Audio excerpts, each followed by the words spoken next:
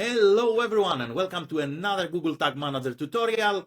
Today we're going to see Hello everyone and welcome to another Google Tag Manager tutorial. Today we're going to learn how to restore the latest Google Tag Manager version. We're going to go straight to the point. Before we do that, make sure you like the video, subscribe to the channel. It helps tremendously to create new content.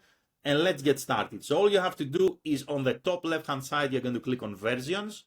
And once you click on versions, you're going to see all the versions here by date. You simply need to click on the three dots on the right hand side and say set as latest version. And if you want to see what each version entails, you're simply going to click on each version and you're going to see what was in your Google Tag Manager during that specific date. So once you check and you're happy and you want to restore it, all you have to do again is to click on these three dots, say set as the latest version, save, and that's it. Your Google Tag Manager is going to return to the previous version. That's all for today. Let me know if you have any questions in the comments below.